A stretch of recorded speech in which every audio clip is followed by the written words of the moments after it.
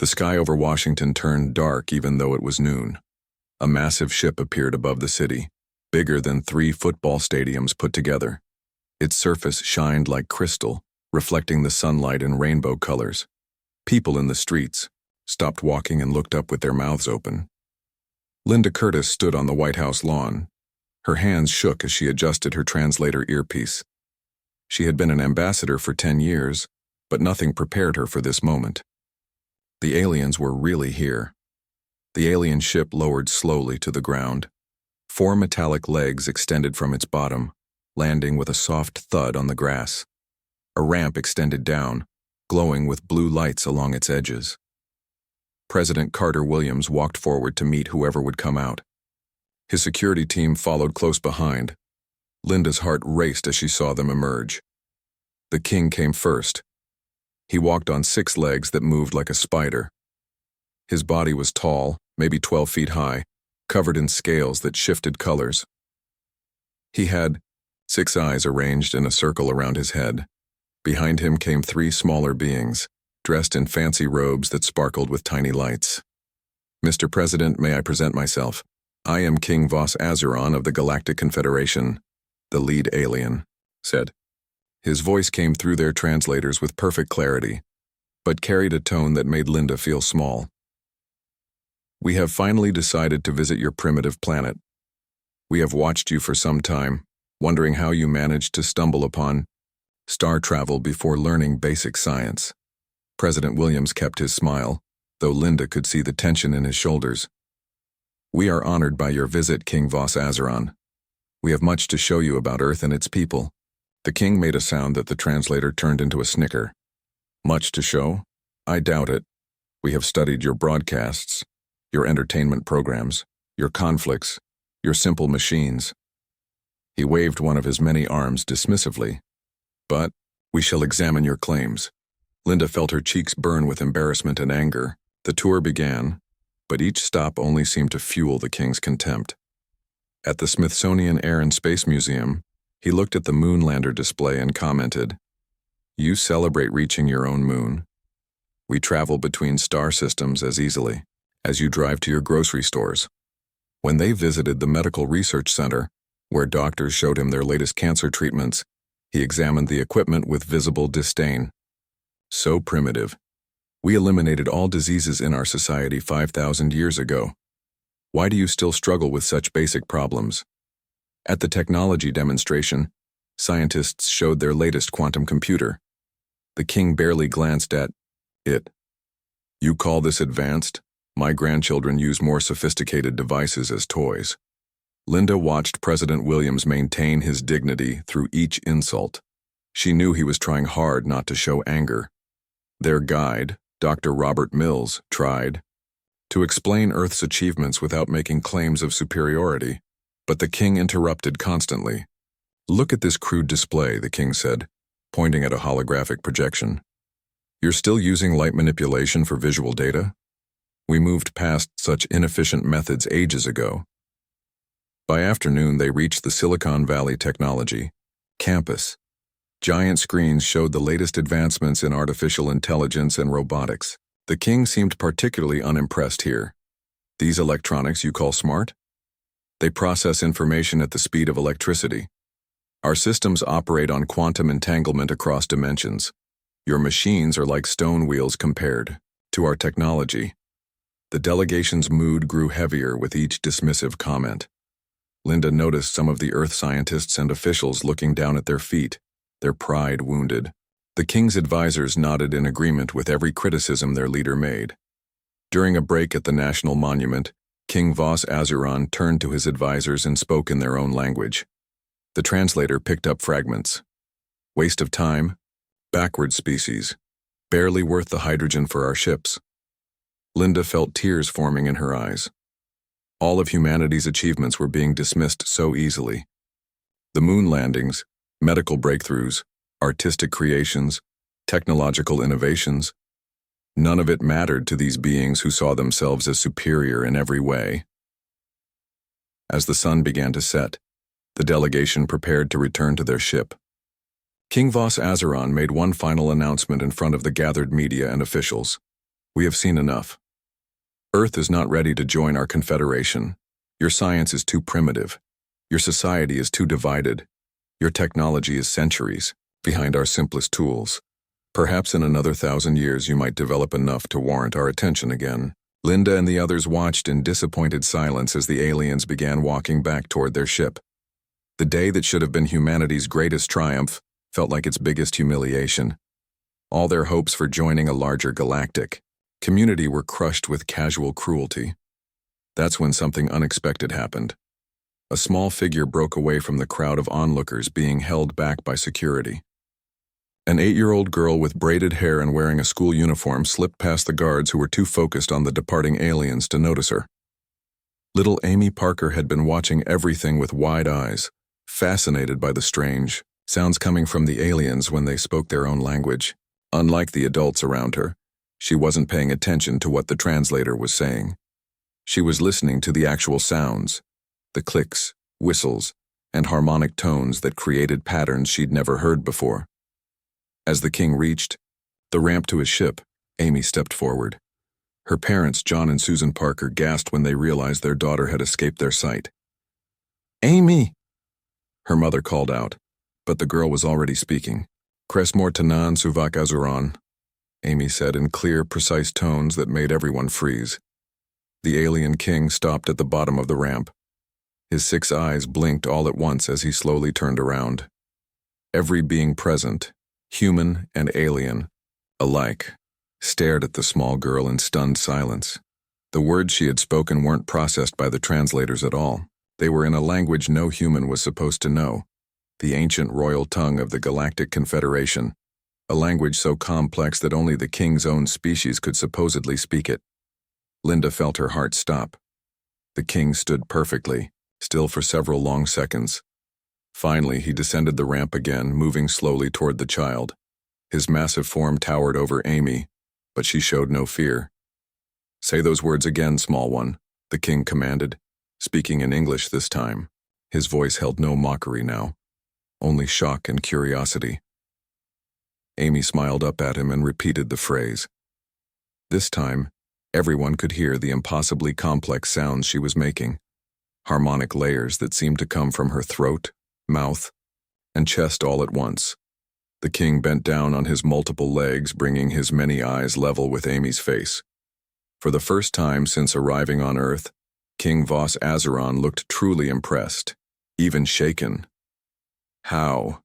he whispered to himself, his translator making the word sound almost fearful. "How did you learn the voice of kings?" Amy Parker had always been different from other kids. While her classmates played tag during recess, she sat in the corner listening to language tapes.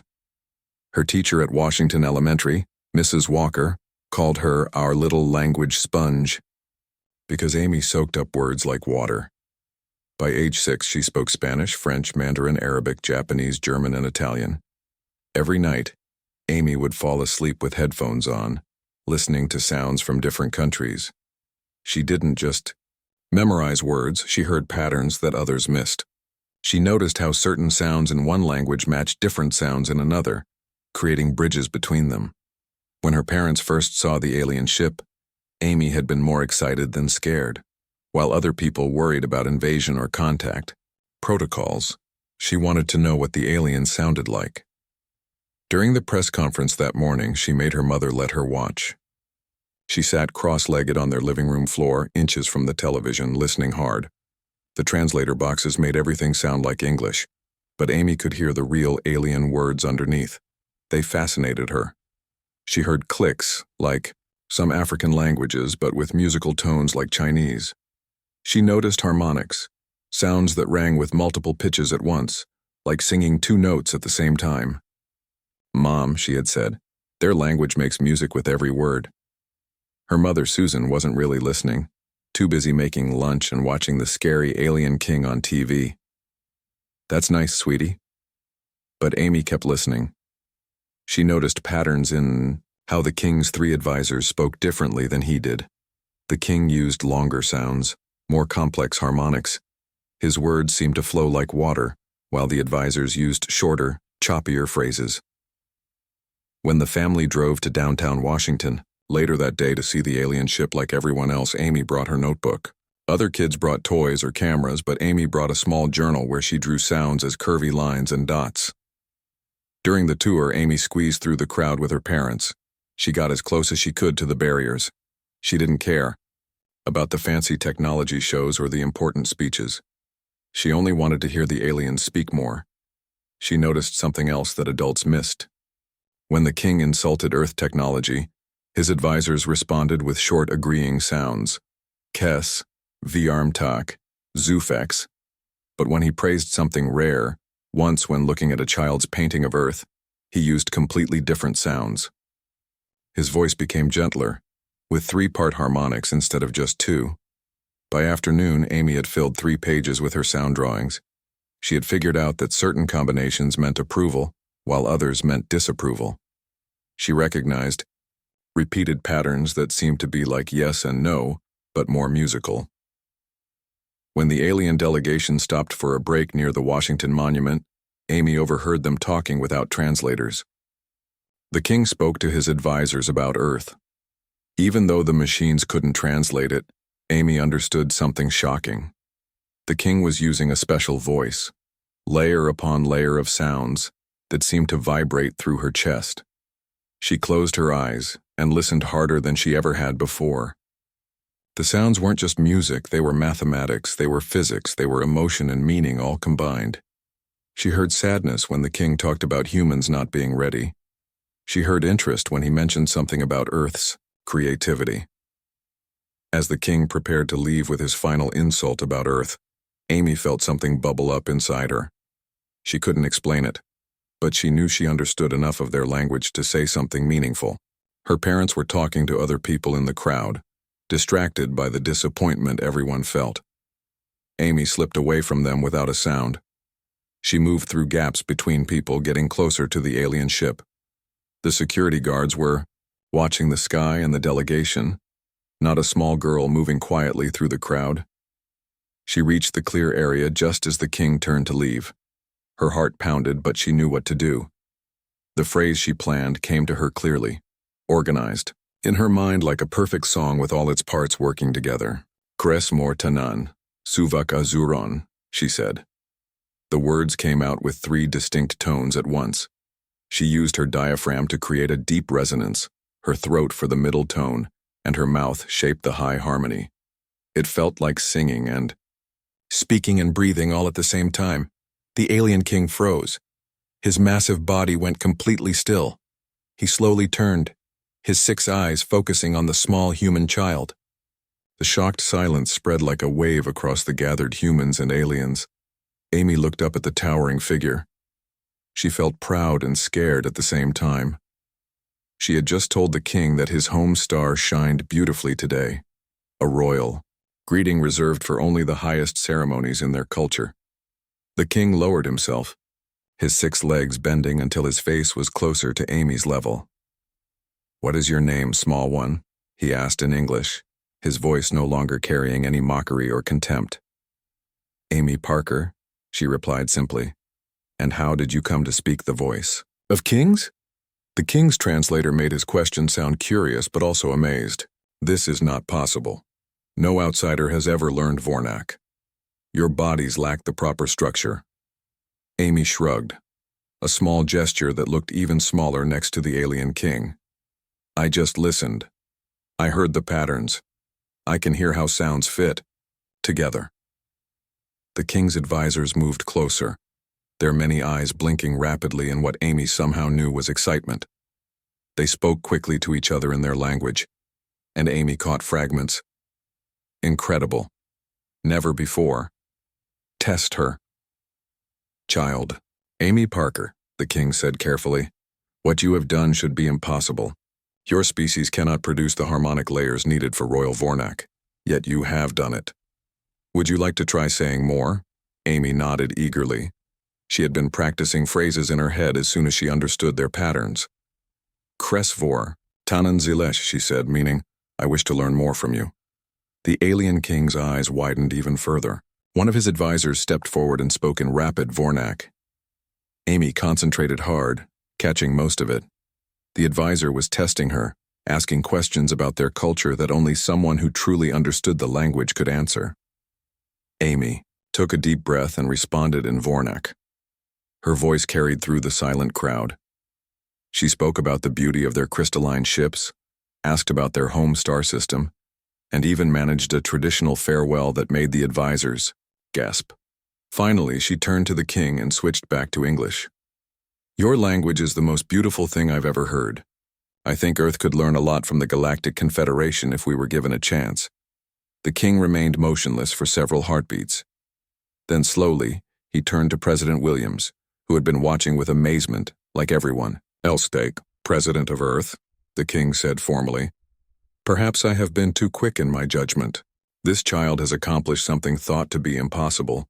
She may be unique, but her existence suggests that humanity possesses unexpected potential. The atmosphere changed completely. Linda Curtis felt hope rising in her chest.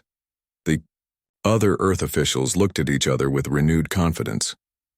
The alien delegation no longer seemed to be preparing for departure, but rather for a different kind of conversation.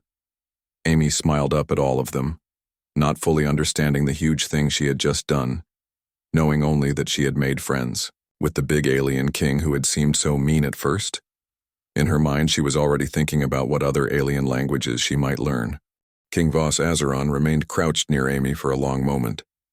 The crowd stayed silent, waiting to see what would happen next. The alien king's 6 eyes moved back and forth, studying the small human child. Finally, he spoke to his advisors in Fornak, then turned to the assembled humans. This child has done the impossible, he announced. She has spoken Royal Vornak with clarity that even some of my own people cannot achieve. This changes everything. President Williams stepped forward carefully. What do you mean by that, King Voss Azeron? The king rose to his full height again. His scales shifted colors as he spoke. The Galactic Confederation has rules. All new species must pass certain tests to join. We created these tests to ensure only worthy civilizations could participate in galactic society. Linda Curtis felt her pulse quicken. Were they getting a second chance? However, the king continued, these tests are not for children. They are designed for a species' best scientists, philosophers, and leaders. To have a child achieve what scholars spend decades studying, this suggests Earth may deserve proper evaluation. The king's chief advisor moved closer and spoke in their clicking musical language. Amy watched their exchange with fascination. She could understand most of what they said. They were debating something important. My advisor reminds me that we cannot make exceptions to Confederation law, the king said. But perhaps we should consider whether our initial assessment was too hasty. What kind of tests? President Williams asked. The standard evaluations, the king explained. Scientific understanding, creative thinking, problem-solving abilities, and most importantly, cultural compatibility, the ability to work with diverse species toward common goals. Amy tugged on the king's lower leg. He looked down at her, surprised by the bold gesture. Can I take the tests? She asked. The king's translator failed to capture the complex emotion in his response. His advisors made worried sounds. Dr. Paul Martinez, Earth's chief linguist, protested immediately. With respect, King Voss Azeron, these tests sound incredibly difficult. A child cannot represent all of humanity in such an important matter. But Amy was already speaking in Vornak, her voice carrying the 3-layered harmonics that sounded like impossible music. I may be young, but I can help my planet. Please let me try. The king's advisor responded in Vornak, testing Amy again. The conversation went back and forth in the alien language while everyone else watched in confusion and amazement. Finally, the king addressed the crowd. The child requests to be tested. Normally we would refuse. However, he paused, making a gesture that Amy recognized as similar to a human thinking pose. She has already passed our first major test, learning our sacred language. Perhaps she could attempt the others. Amy's parents finally pushed through the crowd, reaching their daughter's side. Her father, John, looked worried and protective. Amy, you don't have to do this, you're just a kid. But Dad, Amy said, switching easily back to English. I can do it. I understand their language better than the computers can translate it. Maybe that means I can understand other things too. President Williams consulted quietly with his advisors. This was unprecedented. Letting a child represent Earth in first contact protocols went against every plan they had made. Yet Amy had already accomplished something no adult could do. What exactly would these tests involve? The president asked. The king explained. 3 challenges. First, solving a mathematical puzzle that requires understanding quantum relationships. Second, creating something original that demonstrates both creativity and usefulness. Third, and most important, working with our delegation to solve a complex problem together. Amy looked up at her parents with pleading eyes. Please let me try. I can do this. The king added something unexpected. If the child attempts and fails, it will not count against Earth. We will consider this a learning experience, not a judgment. But if she succeeds, he trailed off meaningfully. After tense discussions between officials, they agreed to let Amy participate. The tests would begin immediately. The king's ship projected a holographic interface in the air, displaying complex symbols and equations that nobody understood except the aliens, and possibly Amy. The first test appeared. A 3-dimensional, mathematical puzzle involving quantum states and probability waves. The best Earth mathematicians looked at it and felt confused. The symbols were unlike anything in human understanding. Amy walked up to the display. She studied it for several minutes, while everyone watched nervously. Then she began to speak in Vornak, explaining her thoughts out loud. The harmonics in their language match the mathematical relationships, she said to Dr. Martinez in English. See how the words create patterns? The math works the same way. She reached toward the hologram and began rearranging symbols. Her small hands moved confidently, connecting lines and rotating shapes. The alien advisors made approving sounds. After 20 minutes, Amy stepped back. I think that's right, she said simply. The king's eyes all blinked once. Correct. The child solved in minutes what often takes our students months to understand. She saw the connection between harmonic language patterns and quantum mathematics. The second test arrived. Create something useful using both Earth and galactic technologies. The aliens provided a box of items from their ship, objects that glowed, hummed, and seemed to defy physics. Amy's eyes lit up. While scientists examined the alien devices nervously, she began sorting them by the sounds they made. She arranged Earth objects alongside them, a music box, a tuning fork, her own notebook. Music connects everything, she explained while working. Their technology sings, our technology sings, just in different ways. Within an hour, Amy had built a device that looked simple but produced astonishing results. When she activated it, it created a visual display of sound waves, both human and alien technology working together to translate emotions into light patterns. When people speak with strong feelings, it shows as colors, Amy demonstrated. Happy words glow warm. Sad words glow cool. Lies make the patterns break. The alien advisors tested her device immediately, speaking in different emotional tones. Each time, the colors matched perfectly with their intended meaning. They spoke excitedly, among themselves. Revolutionary, the king declared. You have bridged our technologies through your understanding of universal patterns. This has potential applications across the galaxy. The final test was announced. Work with the alien delegation to solve a complex scenario. The king explained the problem. Imagine 2 species approach the same star system. Both need resources. Both have valid claims. How do you prevent conflict and create cooperation? Amy thought for a moment, then asked for paper and drawing materials. She began creating diagrams while speaking in both English and Vornak, explaining her ideas to both humans and aliens. What if both species shared the system, she suggested. Different planets for different needs, trading what each does best, learning from each other like I learned your language. She drew symbols and pictures, showing ships working together, resources being shared, and cultures mixing while staying unique. The alien advisors argued among themselves in Vornak. Amy listened carefully, then made adjustments to her plan based on their concerns. "You may be right about the ice planets," she told them in their language. "Maybe we need a different approach for extreme environments." Her revised plan included provisions for different environmental needs, dispute resolution through cultural exchange programs, and even suggestions for new mixed-species colonies. By the time she finished, she had created a comprehensive peace treaty between imaginary species. The king stood silent for a long time, studying Amy's work. His scales shifted through colors that Amy now recognized as deep thought and growing respect. "The child has passed all 3 tests," he finally announced.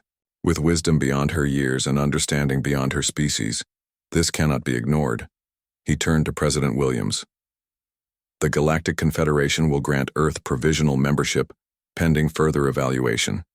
You may send a delegation to our capital world. And," he looked down at Amy, "this child must come as an honored guest." Joy erupted among the humans. Scientists cheered. Officials applauded. Amy's parents hugged her tight, tears in their eyes. Linda Curtis felt years of diplomatic protocol vanish in a moment of pure triumph. The king raised one of his massive arms, calling for silence. "But remember, this is only the beginning. Earth must prove itself worthy as a full member of our civilization. Today a child opened the door. Tomorrow your world must walk through it." As the celebration continued, Amy just smiled up at the alien king who had seemed so mean at first. She had made history, but to her she had simply made a friend and helped her planet in the only way she knew how, by listening and understanding.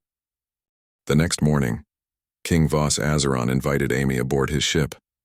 The massive crystalline vessel hummed with energy that Amy could feel through her shoes. Everything inside glowed with soft light, and the alien technology seemed to whisper in frequencies her ears could barely catch. "Your ship sings," Amy told the king as they walked through corridors that shifted colors with their movement. The king's 6 eyes blinked in what Amy recognized as pleasure. "No adult has ever described our ships that way," he admitted. "You hear things others cannot. Perhaps this is why you learn our language so easily." The ship's main laboratory contained screens showing alien data. Earth's best scientists had been invited aboard, including Dr. Nancy Ford, who studied stars, and Dr. Kevin Zhang, who worked with genetics. They stood amazed at the displays showing complex scientific information. "These quantum matrices, Dr. Ilo," Zhang said, pointing at swirling patterns on a screen. "They're completely different from our DNA sequencing methods, but they're solving the same problem, understanding life structures." Amy moved closer to the display. She watched the patterns for a moment, then spoke in Vornak to the alien scientist operating the machine. The alien responded, and soon they were having a conversation about the similarities between Earth and alien science. "They use light waves for this," Amy explained to Dr. Zhang. "We use electrical signals, but both are trying to map the same thing, how living things are built." The alien scientist made excited clicking sounds. He showed them another screen with energy formulas that resembled Earth's nuclear physics equations but used different symbols. "Look," Amy said, pointing to specific parts of the formula. "See how their math has extra dimensions? That's why their technology is more advanced. They count space differently." King Voss Azeron watched Amy explaining advanced concepts to Earth's top scientists. His prejudices were fading fast. This child could see connections that even his own people missed. She understood patterns across completely different ways of thinking. Later that day, Amy met with alien children through a holographic connection. They were from a planet called Nexus Prime, attending what the translator called their Youth Learning Center. The alien children appeared as flickering blue shapes on the communication screen. Amy spoke to them in Vornak. She asked about their games, their schools, their families. The alien children responded with delight, rarely meeting someone from another world who spoke their language so well. One alien child told Amy about a problem they had at school. "Our teachers say we must Choose one talent to focus on, the child explained. But I like many things, art and science and music. They say I cannot be good at everything. Amy smiled. On Earth, we have a saying. Why not both? You don't have to choose. I speak many languages because I like them all. The alien child made happy sounds. Amy turned to King Voss Azeron. Your children sound like they need permission to explore more. Earth kids get to try everything. Sports, art, science, music. Maybe that's why we're creative. We don't limit ourselves too early. The king considered her words carefully. His advisors overheard and began discussing in Vornak. Amy caught fragments about educational philosophy and human methods. Throughout the day, Amy continued bridging gaps between humans and aliens. When Dr. Patricia Wells showed the aliens Earth's medical technology, Amy translated not just words but context. Our X-ray machines let us see inside bodies, Amy explained in Vornak. But you use sound pictures that show more detail. Maybe we could combine both methods? The alien medical advisor's eyes widened with interest. Soon he and Dr. Wells were sketching ideas together, with Amy translating their growing excitement as they designed hybrid medical equipment. During lunch, Amy noticed the aliens eating thin wafers while humans had sandwiches and fruit. The two groups sat separate, uncomfortable with each other's food. Can I try your food? Amy asked the aliens boldly. The king hesitated. Human biology might not process our nutrition correctly, Amy explained. My friend has food allergies. We're always careful about what's safe. Maybe you could just tell me what's in it. Soon, humans and aliens were sharing small tastes of each other's food. The alien wafers tasted like crystals that melted on the tongue. Amy loved them. Her adventurous spirit encouraged others to try. Look, Amy said, we're already sharing. That's how friends become families. You share food, stories, knowledge. In the afternoon, the delegation visited a human elementary school. Planet Earth's children had prepared drawings and questions for their alien visitors. The king seemed nervous, unused to crowds of young ones. Amy noticed his discomfort. Children are the same everywhere, she told him. They're just curious. It's okay to not know all the answers. Being honest is better than being perfect. The school visit transformed everything. The alien delegation watched human children ask innocent questions. Do you have pets? What games do you play? Can you teach us alien words? Amy translated both ways, and soon the aliens were teaching simple Vornak phrases. The children made the complex harmonics into funny games, laughing at their attempts. King Voss Azeron watched a small boy struggle to pronounce a Vornak greeting. Instead of correcting him harshly, the king bent down and demonstrated slowly. The boy's eyes lit up when he finally got it right. I have spent too much time judging societies by their technology, the king admitted to Amy later. I forgot that growth begins with open minds, not advanced machines. By the end of the day, the tone of the entire delegation had changed. The alien advisor spoke warmly to human scientists. They exchanged ideas freely, finding common ground in their shared curiosity about the universe. When they returned to the king's ship, Amy had one more idea. She gathered Earth's artists and the alien technology designers together. Can we make something beautiful, she asked. Not just useful, but beautiful. Art that combines both our worlds. What followed was pure creativity. Human painters worked with alien light sculptors. Earth musicians combined their instruments with alien sound generators. The result was a performance that brought tears to many eyes, swirling colors that danced to music no single species could have created alone. As the sun set over Washington, King Voss Azeron made an announcement that surprised everyone. We have one more test for Earth, he said. But it is not for scientists or leaders. It is a test of creativity that requires the participation of your entire world. He explained. In 24 Earth hours, your planet must demonstrate something uniquely human that contributes to galactic society. Not technology, not military strength. Something that shows who you truly are as a species. The humans looked worried. This seemed impossible with such short notice, but Amy was already thinking. She remembered all the connections she had made that day, between languages, between sciences, between cultures. "I have an idea," she said quietly to President Williams and the gathered officials. "But I'll need everyone's help. Children, adults, scientists, artists, everyone." The king overheard and bent down to her level. "What do you propose, young one?" Amy smiled her brightest smile. "Earth is good at making things work together that seem different. That's our special talent.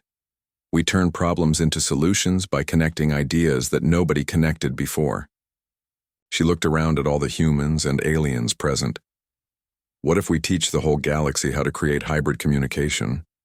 Not just language, but everything. Science, art, music, feelings, all mixed together." The king's scales shifted through a rainbow of colors.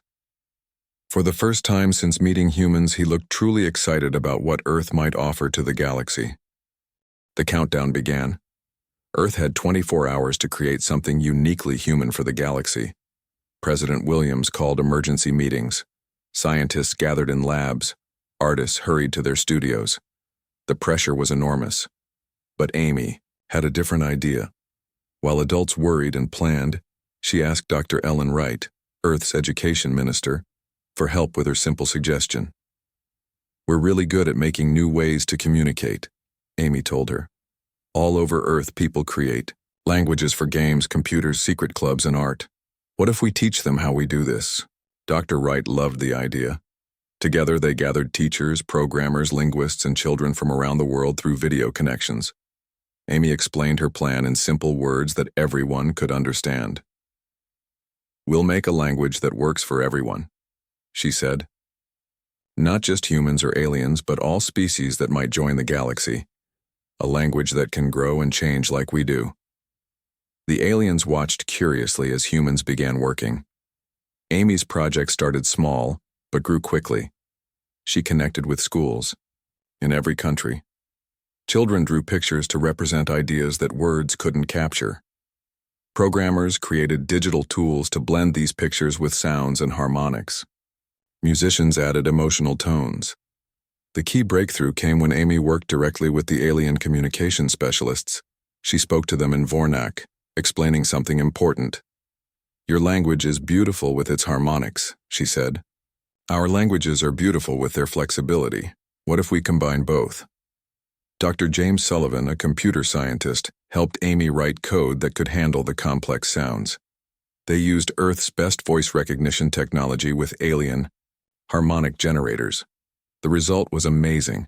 A communication system that could process both human speech and alien singing. Amy called it Universal Harmonic Code. She demonstrated by speaking a sentence. Her words triggered light patterns, sound waves, and harmonic vibrations all at once. The aliens could feel the vibrations, see the patterns, and hear the sound simultaneously. "Every species has different ways of sensing," Amy explained. "This code sends information through many channels at once. No one gets left out." The alien communication expert tested the system immediately. He spoke in his native language, and the code perfectly translated it into English while creating visual patterns and harmonic echoes. Then he tried something no translator could handle, telling jokes that play with words. The Universal Harmonic Code captured the word play perfectly, translating the joke's multiple meanings into English equivalents. The humans laughed. Psiao. Aliens made their clicking happy sounds. For the first time, humor crossed the species barrier completely.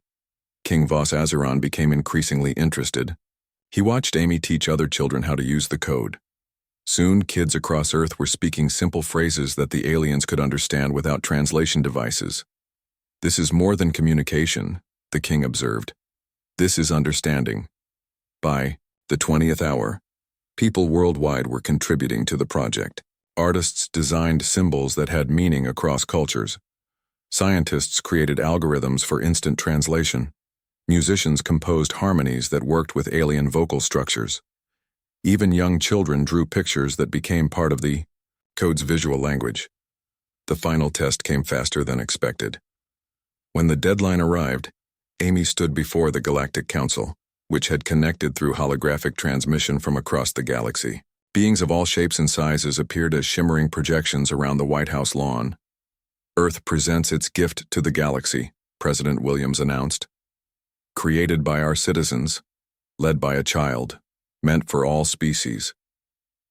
Amy stepped forward. In her hand was a small device, the first universal harmonic code translator. She activated it and spoke in English. Hello, welcome, friends.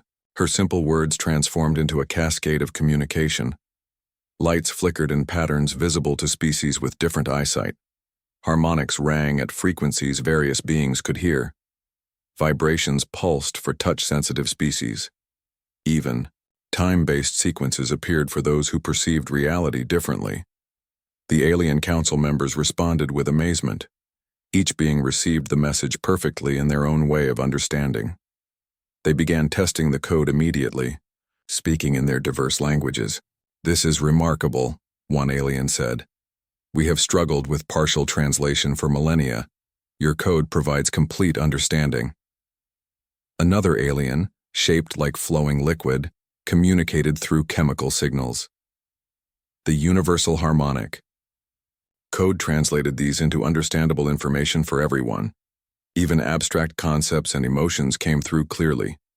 King Voss Azuron spoke to the council in Royal Vornak. His words, full of complex ceremonial meaning, translated perfectly into all forms of perception. "The humans have solved our greatest challenge," he declared. "They have created true universal understanding. No more will species struggle to connect across the void of different senses." The council deliberated quickly. Their decision was unanimous.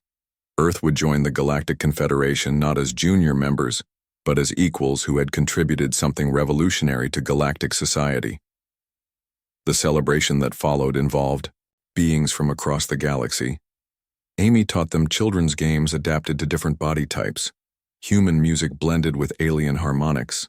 Food from countless worlds was shared freely. During the festivities, King Voss Azuron found Amy. He bent down on his many legs, bringing his eyes level with hers. "You have taught an old king a valuable lesson," he said gently. "I spent centuries thinking that advancement meant leaving primitive ideas behind, but your people showed me that true progress means bringing everyone forward together." Amy smiled. "It's okay to make mistakes. That's how we learn. Even alien kings can learn new things." The king's scales shifted to warm colors. "Indeed they can, young teacher. Indeed they can." Months later, Amy became Earth's first ambassador for linguistic understanding, a position created specifically for her by the Galactic Confederation. The Universal Harmonic Code became the standard for interspecies communication. Earth's embassy on the capital world featured Amy's code running constantly, translating between hundreds of languages. Scientists studied how Amy's gift worked. They discovered that certain humans, especially children, had brain flexibility that made them natural pattern recognizers. Earth began nurturing these talents, creating schools for pattern speakers who could bridge gaps between vastly different ways of thinking. The alien king visited Earth often. Each time he worked with Amy to improve the communication code. They discovered that combining languages wasn't just about translation.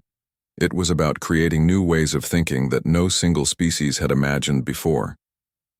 Years later, when asked about that day when a human child spoke the impossible language, King Voss Azuron would always smile with all his eyes. "The wisest rulers know that the most profound truths often come from the smallest voices," he would say.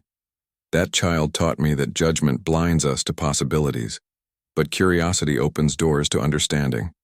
Amy grew up traveling between stars, teaching species how to understand each other. She never lost her wonder at the beauty of different languages and ways of thinking. Her simple idea, that listening carefully and staying curious could bridge any gap, changed how the galaxy saw itself. And Earth, once dismissed as primitive, became known as the world that taught the galaxy how to truly hear each other.